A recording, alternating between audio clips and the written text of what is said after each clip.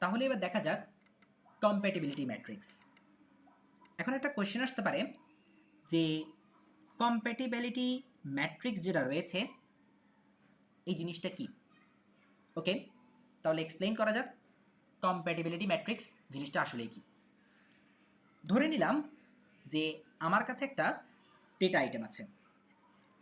ধরে নিলাম কি আমার কাছে একটা ডেটা আইটেম আছে। নাও এই ডেটা আইটেমের উপর একসাথে অনেকগুলো লক থাকতে পারে। ঠিক আছে, জাস্ট লাইক আমরা জানি যে লক আছে কয় ধরনের। আমরা জানি লক আছে দুই ধরনের। কি কি? একটা হচ্ছে শেয়ার্ড লক, আরেকটা কি, আরেকটা হচ্ছে এক্সক্লুসিভ লক। এখন একই ডেটা আইটেমের উপর কোন কোন লক একসাথে থাকতে পারে এই জিনিসটা বলে দেয় কে? Compatibility matrix. It means compatibility matrix আমাদেরকে বলে দিবে যে একটা ডেটা আইটেম এর উপর কোন কোন লক একসাথে থাকতে পারবে। ঠিক আছে, ওকে। দেন আসি এবার একটা এক্সাম্পলের মাধ্যমে আসলে এই যে একটা ডেটা আইটেমের ওপর একসাথে যে অনেকগুলো লক থাকতে পারে এই বিষয়টা আগে একটু ভালো করে বুঝি, দেন নেক্সটে মুভ করব। ওকে, তাহলে ধরে নিলাম যে একটা ট্রানজ্যাকশন। প্রথমত ধরে নিলাম একটা ট্রানজ্যাকশন T1 আছে। এই ট্রানজ্যাকশনটা ডেটা আইটেমের সাথে অবশ্যই একটা লকের মাধ্যমে যুক্ত থাকে। ওকে, তাহলে একটা ট্রানজ্যাকশন যে লক চায় সেটা আগে থেকে থাকা লকের সাথে কম্প্যাটিবল কিনা এই জিনিসটাই কম্প্যাটিবিলিটি ম্যাট্রিক্সের মাধ্যমে চেক করা হয়। কথা বুঝো নাই? আচ্ছা, আমি তাহলে এক্সপ্লেন করতেছি, একদম সিম্পল। জিনিসটা হচ্ছে কিছুটা এরকম যে ডেটা আইটেম আমার কাছে আছে এবং ডেটা আইটেমের সাথে একটা ট্রানজ্যাকশন যেটা হচ্ছে T1 সবার শুরুতে ডেটা আইটেমের সাথে একটা লক গঠন করেছে। ওই লকটা হইতে পারে এস লক অথবা হইতে পারে এক্স লক। ঠিক আছে, ওকে। নাও যখন ওদের লকটা ভেঙে যায় বা ট্রানজ্যাকশন 1 এর কাজটা শেষ হয়ে যায় তখন আসে কে? ট্রানজ্যাকশন 2। নাও ট্রানজ্যাকশন 2 ডেটা আইটেমের সাথে কোন ধরনের লক গঠন করবে, কোন ধরনের লকটা গঠন করবে সেটা ডিপেন্ড করে তার আগের লকের উপর। কারণ কেন? কারণ আমরা জানি যে কনকারেন্সি কন্ট্রোলের মধ্যে সবগুলো ট্রানজ্যাকশন একসাথে কাজ করে।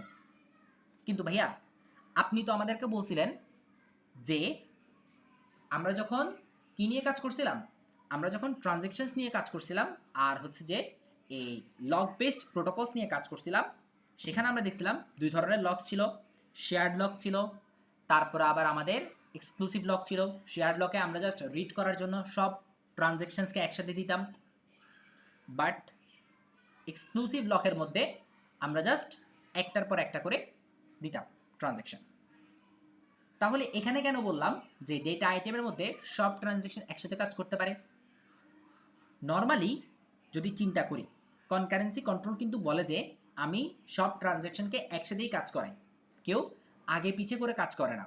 শুধু এই জিনিসটা বলে যে একজন যদি ডেটা আইটেমের উপর কোনো একটা কাজ করে তার কাজটা শেষ না হওয়া পর্যন্ত অন্য লককে মানে অন্য ট্রানজ্যাকশনকে একটু ওয়েট করতে হয়।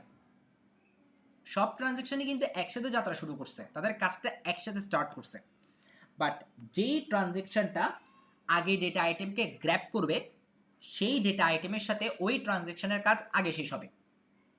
ঠিক আছে, যে আগে আসবে সে আগে বের হবে। It means FIFO, first in first out, জিনিসটা কিছুটা এরকম।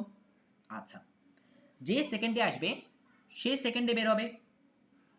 এভাবে করে করে যেই ট্রানজ্যাকশন আগে ডেটা আইটেমকে গ্র্যাব করতে পারবে সে আগে গ্র্যাব করে সে বের হয়ে যাবে, আরেকজন যে আসবে সে গ্র্যাব করবে সে বের হয়ে যাবে। এর মধ্যখানে ইট মিনস একজন গ্র্যাব করার পর তার যে চলমান কাজটা, এই চলমান কাজের যে টাইমটা ওই টাইমে অন্য ট্রানজ্যাকশনসগুলোকে ওয়েট করতে হবে। ওকে, তাহলে ইট মিনস লজিক্যালি আমরা যে কনকারেন্সি কন্ট্রোল পড়লাম বা লক বেসড প্রোটোকলস পড়লাম, ওখানে যে শেয়ার্ড লক ছিল, এক্সক্লুসিভ লক ছিল, থিওরিগুলোর সাথে এবার মোটামুটি একটু রিলেট করা যাচ্ছে। তাহলে কম্প্যাটিবিলিটি ম্যাট্রিক্স কেন পড়তেছি? কম্প্যাটিবিলিটি ম্যাট্রিক্সের মাধ্যমে আমরা মূলত এই বিষয়টা জানতে পারি যে একটা ট্রানজ্যাকশন যখন একটা ডেটা আইটেমের সাথে একটা লক গঠন করে, পরবর্তী ট্রানজ্যাকশন যেটা রয়েছে ওই ট্রানজ্যাকশন ওই একই ডেটা আইটেমের সাথে কোন ধরনের লক গঠন করতে পারবে আর কোন ধরনের লক গঠন করতে পারবে না, এই জিনিসটাই আমি জানবো কম্প্যাটিবিলিটি ম্যাট্রিক্সের মাধ্যমে। আসলে এখন একটু কনফিউশন মনে হচ্ছে, বাট কিছুক্ষণ পরে আমি যখন আসলেই কম্প্যাটিবিলিটি ম্যাট্রিক্সটা দেখাবো তখন কনসেপ্টটা আরেকটু ক্লিয়ার হয়ে যাবে। আচ্ছা, তাহলে এবার আসি যে কম্প্যাটিবিলিটি ম্যাট্রিক্স মূলত আসলে কি কাজটা করে আরেকটু ডিপলি বোঝার ট্রাই করি। তো কম্প্যাটিবিলিটি ম্যাট্রিক্স মূলত মানে কম্প্যাটিবিলিটি ম্যাট্রিক্স ব্যবহার করে মূলত আমরা যেই জিনিসগুলো করতে পারি সেটা হচ্ছে যে নতুন করে লক রিকোয়েস্ট পাঠাতে পারি। ইট মিনস সাপোজ ধরে নিলাম ট্রানজ্যাকশন 1 ডেটা আইটেমের কাছে অলরেডি একটা লক গঠন করে বসে আছে, ঠিক আছে। এখন ট্রানজ্যাকশন 2 আসলো, ট্রানজ্যাকশন 1 যেই লকটা ইউজ করছিল, লক তো দুই ধরনের আছে, শেয়ার্ড লক, এক্সক্লুসিভ লক। তো ট্রানজ্যাকশন 1 যেই লকটা ইউজ করছে এরকমও তো হইতে পারে যে ট্রানজ্যাকশন 2 সেম লক নাও ইউজ করতে পারে, ঠিক আছে। তো ওই কেসে আমরা মূলত কম্প্যাটিবিলিটি ম্যাট্রিক্সের মাধ্যমে জানতে পারবো যে আসলেই একটা ট্রানজ্যাকশন যে লকটা ইউজ করছে তার পরবর্তী ট্রানজ্যাকশনটা কোন ধরনের লক ইউজ করতে পারবে নাকি পারবে না, এই বিষয়টাই জাস্ট কম্প্যাটিবিলিটি ম্যাট্রিক্স বলে দিবে। আর যদি পারে তাহলে ইট মিনস সে যে লকের রিকোয়েস্টটা পাঠাইছিল সেটা গ্র্যান্ট করে দিব। আর যদি সে লকের রিকোয়েস্টটা পাঠানোর পর আমরা চেক করে যদি দেখি যে না এটা গ্রহণ করা যাবে না, তাহলে তাকে ওয়েট করতে বলবো যতক্ষণ না পর্যন্ত ট্রানজ্যাকশন 1 এর কাজটা শেষ না হচ্ছে, ততক্ষণ পর্যন্ত বলবো তুমি ওয়েট করো। আর যদি দেখি যে না আমি বর্তমানে ট্রানজ্যাকশন 1 এর বর্তমানে যে কাজটা হচ্ছে, ঠিক আছে, আর ট্রানজ্যাকশন 2 যেই রিকোয়েস্টটা পাঠাইছে দোনোটা যদি সেম সেম ক্যাটাগরির হয় তখন বলবো যে না তুমিও আসো একসাথে কাজ করতে পারবো, কনফ্লিক্ট হবে না।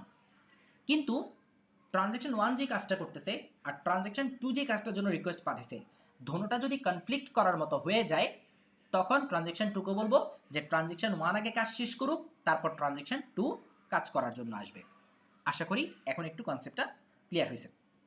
আচ্ছা, তাহলে এবার দেখি, আমরা জানি যে লকের ধরন টোটাল দুই ধরনের আছে, একটা হচ্ছে যে শেয়ার্ড লক আর একটা হচ্ছে এক্সক্লুসিভ লক।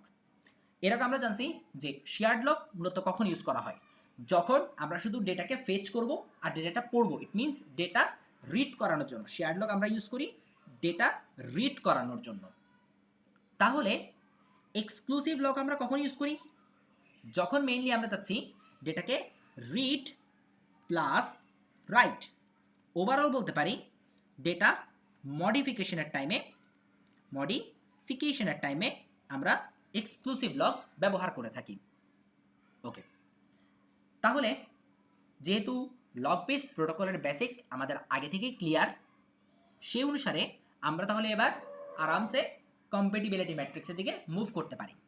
তাহলে দেখা যাক যে কম্প্যাটিবিলিটি ম্যাট্রিক্সের আসলেই কী কাজটা করে।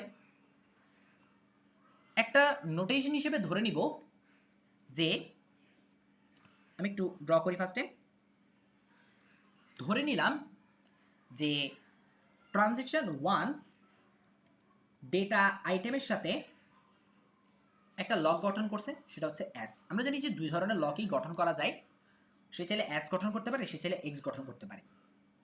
নাও ট্রানজ্যাকশন 1 এর পরে যে ট্রানজ্যাকশনটা আসছে সেটা হচ্ছে ট্রানজ্যাকশন 2, সেটা ডেটা আইটেমের সাথে যেই লকটা গঠন করবে সেটা হচ্ছে এস অথবা এক্স। তাহলে ধরে নিলাম যে আমি বর্তমানে ট্রানজ্যাকশন 2 নিয়ে অনেক বেশি কনসার্নড, কারণ ট্রানজ্যাকশন 2টাই হচ্ছে পরবর্তীতে আসছে, যে পরবর্তীতে আসে সে আগে দেখবে তার আগের জন কেমন ধরনের লক গঠন করছিল, ঠিক আছে। তাহলে আমার সবসময় কনসার্ন থাকতে হবে পরের জনকে নিয়ে, আগের জনকে নিয়ে না। পরের জন সবসময় চেক করবে যে আগের জন কি করে গেছে, ঠিক আছে, আগের জন কোন ধরনের লক গঠন করে গেছে সেটা পরবর্তী জনকে আগে খেয়াল রাখতে হবে, তারপরেই সে তার লকটা গঠন করতে পারবে। তাহলে ট্রানজ্যাকশন 2 কি করবে, দেখবে যে ট্রানজ্যাকশন 1 কোন ধরনের লক গঠন করছিল। তাহলে আমি ধরে নিলাম যে আমার এই যে বাম পাশ, এই যে এই পাশটা, এই পাশে আমি কি করব, এই পাশটাতে আমি যত ধরনের পূর্ববর্তী লকস রয়েছে, ইট মিনস ট্রানজ্যাকশন 1 যে লকগুলো গঠন করছিল আমি সেগুলো রাখবো এখানে। তো দুই ধরনের লক আছে, এস লক আর এক্স লক ধরে নিলাম। ওকে, নাও বর্তমানে ইট মিনস ট্রানজেকশন টু যেই লকগুলা গঠন করবে সেগুলা কি কি, এস আর হচ্ছে এক্স, বাস দ্যাটস ইট। নাও যদি একটু চিন্তা করি যে আমার আগে ছিল S lock, it means transaction one আমার এস লক গঠন করেছিল, ট্রানজেকশন টুও এস লক গঠন করতেছে, ট্রানজেকশন টুও এস লক গঠন করতেছে। আচ্ছা এস লক মানে কি? এস লক মানে হচ্ছে রিড করা। আর আমরা জানি যে একটা ডেটা আইটেমের উপর এট এ টাইম একই সময়ে একাধিক ট্রানজ্যাকশন কি করতে পারে, রিড করতে পারে। ওকে, যদি রিড করতে পারে তাহলে কি আবার ট্রানজ্যাকশন টুকে ওয়েট করানো দরকার নাকি পারমিশন গ্র্যান্ট করে দেওয়ার দরকার? অবশ্যই পারমিশন গ্র্যান্ট করে দিব, কারণ এখানে ওয়েট করানো তো প্রশ্নই আসতেছে না। ট্রানজ্যাকশন ওয়ান যখন রিড করতেছে আমি তাহলে তখন ট্রানজ্যাকশন টুকেও বলতে পারবো, ট্রানজ্যাকশন টু আমাকে বলতেছে যে ভাই আমিও রিড করবো। ট্রানজ্যাকশন ওয়ান অলরেডি রিডিং পজিশনে আছে, সে রিড করতেছে। ট্রানজ্যাকশন টু বলতেছে যে ভাই আমিও রিড করবো, আমাকে কি পারমিশন দিবেন? তো ট্রানজ্যাকশন ওয়ান বলতেছে আরে ভাই আসেন আসেন রিড করেন আমার সাথে একসাথে। ওর কোনো সমস্যা নাই, ট্রানজ্যাকশন ওয়ানে কোনো সমস্যা নাই, কারণ ট্রানজ্যাকশন ওয়ানও রিড করতেছে, ট্রানজ্যাকশন টুও রিড করার জন্য পারমিশন চাইছে। আর আমরা জানি যে শেয়ার্ড লকের মধ্যে একই সময়ে একাধিক ট্রানজ্যাকশন রিড করতে পারে আরামসে, কোনো কনফ্লিক্ট হয় না। তাহলে এই ক্ষেত্রে আমরা বলতে পারি যে তাকে আর ওয়েট করানো লাগবে না, ট্রানজ্যাকশন টুকে আর ওয়েট করানো লাগবে না, সে আরামসে ট্রানজ্যাকশন ওয়ানের সাথেই রিড করে ফেলতে পারবে। তো পারমিশন গ্র্যান্টেড, পারমিশন গ্র্যান্ট হলে আমি তাকে ট্রু বলতেছি। ওকে, তাহলে একটা সিনারিও কমপ্লিট, যখন এস আর এস দুটোটাই কমপ্লিট।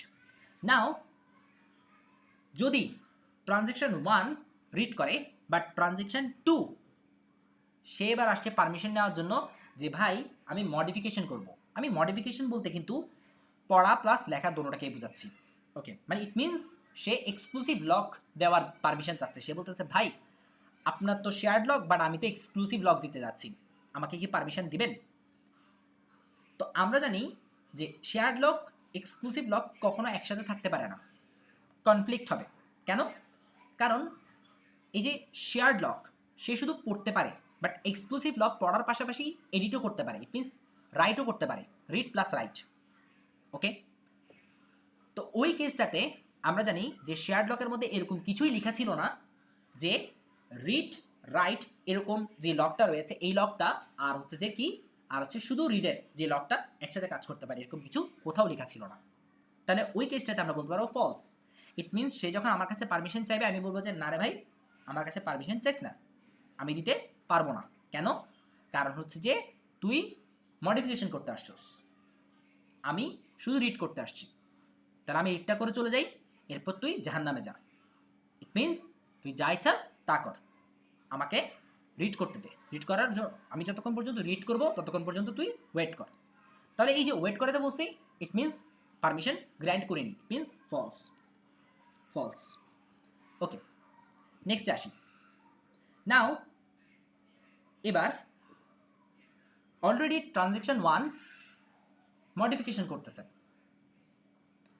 ট্রানজ্যাকশন টু এসে বলতেছে ভাই আমি রিড করবো, আমি কি পারবো? আমি যে আরে না না দিব না, আমি অলরেডি রিড অ্যান্ড রাইট করতেছি, মাঝখান দিয়ে আসি কেন পেঁচা লাগাচ্ছ আবার? আমি আমার কাজটা সেরে জায়গা, তারপর তুই তোর কাজটা করিস, রিড করিস, তাহলে জাহান্নামে যাইস, ওটা তোর ব্যক্তিগত বিষয়। তাহলে এখানেও পারমিশন দেওয়া হচ্ছে না, ইট মিনস এখানেও ফলস। ওকে, এরপরে অলরেডি ট্রানজ্যাকশন ওয়ান আগে থেকেই রিড অ্যান্ড রাইট করতেছে, ইট মিনস মডিফিকেশন করতেছে, সরি মডিফিকেশন করতেছে। নাও ট্রানজ্যাকশন টু এসে বলতেছে ভাই একটু জায়গা দিবেন, একটু চাপবেন, হালকা পাতলা করে একটু মডিফিকেশন করি। আমি বলছি আরে না না ভাই করিয়েন না, জায়গা দিব না। কারণ জায়গা দিলেই কী হয়ে যাবে, কনফ্লিক্ট হয়ে যাবে। কারণ ও শেয়ার্ড লক, আমি অলরেডি শেয়ার্ড লকের কাজ করতেছি, তাহলে ইট মিনস ওর পারমিশন আমি গ্র্যান্ট করবো না। ওর বলো আরে ভাই থামেন একটু পরে করিয়েন কাজ, তাহলে ওকে আমি পারমিশন দেইনি, ইট মিনস এটাও ফলস। তাহলে শুধু একটা কেসেই আমরা ট্রু পাচ্ছি, সেটা হচ্ছে যখন দুজন একসাথে রিড করার কথা বলতেছেন। ওটা কোন কেস?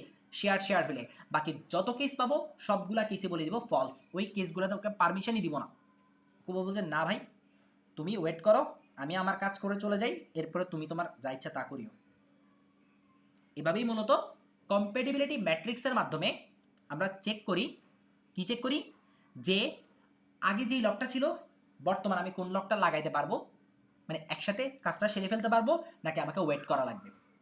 মানে মেইনলি কম্প্যাটিবিলিটি ম্যাট্রিক্সের মাধ্যমে আমরা একটা জিনিসই চেক করি, সেটা হচ্ছে যে আমরা যে অ্যাট এ টাইম যে সবগুলো ট্রানজ্যাকশন চালাইলাম, নাও ট্রানজ্যাকশনস কি আদৌ একই সময়ে কাজ করছে নাকি কাউকে ওয়েট করা লাগতেছে নাকি একসাথে কাজ করতেছে, এই জিনিসটাই জাস্ট আমরা চেক করতেছি।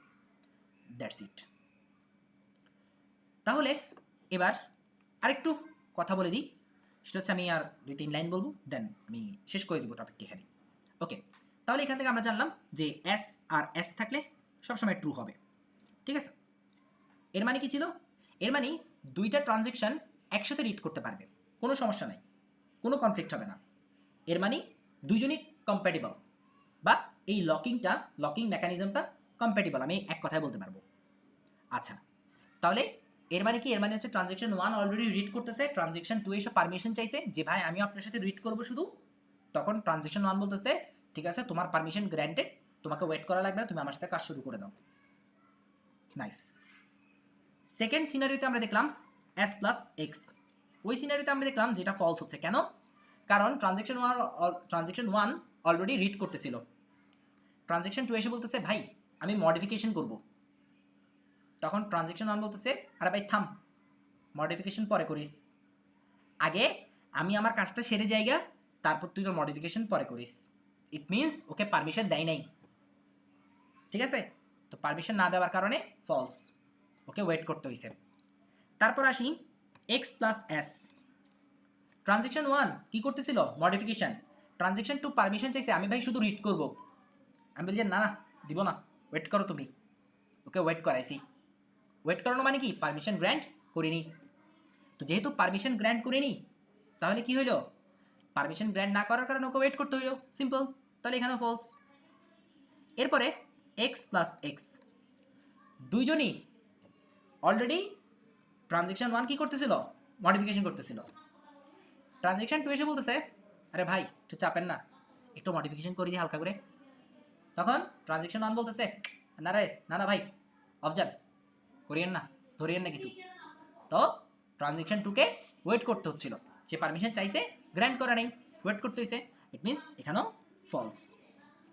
ওকে, যদি যদি কি হইতো, যদি এই ফলসগুলা কোনো একটার ক্ষেত্রে যদি ট্রু হয়ে যাইতো, তখন যেই সমস্যাটা দাঁড়াইতো সেটা হচ্ছে ডাটা ইনকনসিস্টেন্সি। কারণ অলরেডি একজন রিড করতেছে, আরেকজন বসে বসে এডিট করতেছে, এটাই কখনো সম্ভব? আমি আমার রেজাল্ট দেখতেছি, এখানে আমার টিচারও আমার রেজাল্ট চেঞ্জ করতেছে, এটা কি জীবনে পসিবল? অসম্ভব, ঠিক আছে। তো ওই কেসটা মাথায় রাখলেই সব অটোমেটিকলি স্মুথ পানির মতো সাদা হয়ে যাবে ডাইরেক্ট, ঠিক আছে। আচ্ছা, তাহলে এখানে জাস্ট একটা জিনিসই মনে রাখতে হবে, আমি ট্রু ফলস দ্বারা মূলত এই জিনিসটাই বুঝাইছি যে লক গ্র্যান্টেড, মানে ট্রু দ্বারা বোঝাচ্ছি লক গ্র্যান্টেড, আর হচ্ছে যে ফলস দ্বারা বোঝাচ্ছি লক গ্র্যান্টেড নয়, বা ট্রু দ্বারা এটাও বোঝানো যায় যে কম্প্যাটিবল কিনা, আবার ফলস দ্বারা বোঝায় যে নট কম্প্যাটিবল কিনা, ঠিক আছে, এগুলোই আর কি। তো এরই মাধ্যমে আমরা কম্প্যাটিবিলিটি যে ম্যাট্রিক্সটা ছিল ওই ম্যাট্রিক্সটার ফুল টপিকটা কমপ্লিট করলাম। তো আজকে এতটুকু পর্যন্তই, ধন্যবাদ।